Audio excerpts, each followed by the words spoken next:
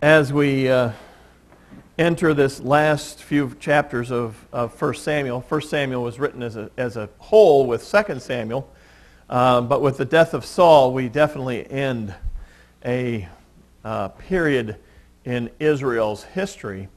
As we enter these last chapters, we still see David playing this dangerous game. These are early X games, for those of you who are into X games. This is a dangerous thing to try and do. I don't recommend that anybody try to do that. You've played games at the county fair and gotten a fish. That's always dangerous. That's always dangerous. I would just recommend not doing that. This is a dangerous game for the snail. He's going after it. And last one is the most dangerous game of all. And that's running with scissors. Do not do this game. By the way, all of these are T-shirts. You can buy them on the web for $19.95. And he has many more. He's very clever. Giving him a plug. It'll show up on YouTube in a couple days, and he'll be overrun with purchases, I'm sure. David is playing this dangerous game, as we've talked about. He's got the Philistines that he's got to try and please. He's got the Israelites who are trying to kill him. You know, if anyone finds out what he's doing, he's dead. And so he's balancing these two things. He's trying to keep alive. He's trying to keep everybody happy. He's trying to do his job as the next king. And he continues to play this very dangerous game. We see them again here in the valley of Jezreel. We have left the Philistines and David's problem for a while as we talked about Saul. And now we're back to it again. We saw how David responded in his emergency. We saw how Saul responds in his emergency. And now the author of Samuel is bringing Saul's life to a close. How is David's dilemma going to be resolved? How are your dilemmas going to be resolved?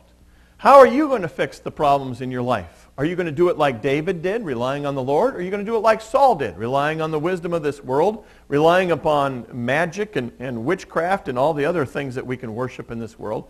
How are you going to resolve the problems? Your problems are the same as David's. You get into impossible situations. You get into impossible circumstances. How are you going to rule that? Is David going to be able to escape from this dangerous game that he is playing? If Achish finds out that he's double dealing him, he's going to have him killed. If Saul ever gets to catch him, he's going to have him killed. And so we find out how God rescues David from these impossible situations. We read back in chapter 29 that David gets rejected by the Philistine commanders. Achish, the king, still likes him for some amazingly obtuse reason. Achish just loves the guy, but the commanders are still suspicious, and so they come and say, David can't go with us. The battle starts, or this whole section starts, way up in the north country, and David is confronted by these commanders before they come down to the town of Shunem, where the battle starts. Now, Mount Gilboa, where Israelites' army is way down here on the bottom, and we see Endor there, where we talked about last week, and the Philistine army there is at Shunem. They are occupying the low ground because they've got chariots and weapons of mass destruction and all of the latest technology. You know, Saul knows that he needs to fight from the high ground or he's not going to have any chance at all, so he's up there on Mount Gilboa, and he's still terrified of what the Philistines can do. Now, this kind of strategy, if you're into warfare, the Philistines are trying to divide Israel in half, and so that they can conquer the north and the south and separate the Israelites from each other. Now, as the Philistines muster their troops, David is given the job of being the rear guard.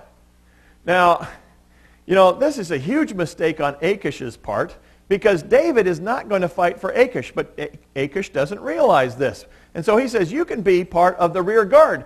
And if David is made to go into battle, Achish is going to be caught between a rock and a hard place. He's going to be caught between the Israelite army in the front and David's army in the back. And the Philistine commanders don't like this. They think this is a bad idea. You know, they weren't all as ridiculous as Achish was. They actually had some smarts going at some point or other. And so the Philistine commanders object.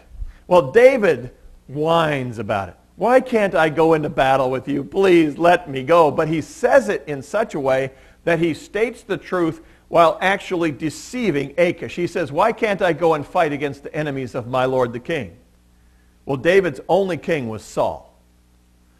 That was the king that he was loyal to. No matter what Saul was trying to do to him, he was going to be loyal to Saul.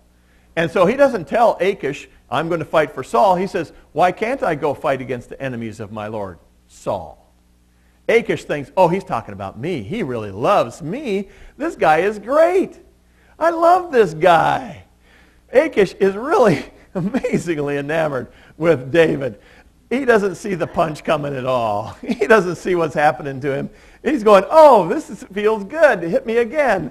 He never realizes what David's going to do to him. He even calls David an angel of God. This is amazing to me. He calls David an angel of God. Now, I don't know what he's thinking about, why he's thinking this, but I'm guessing one, it's because God was on David's side. He kept winning battles. It might be because David was making good decisions, wise decisions, and he was communicating those to Achish. It might have been a whole number of reasons, but really Achish thought a lot about David. This is David's worst case scenario. There are a lot of worst case scenarios in your life that you come through. This was one of David's.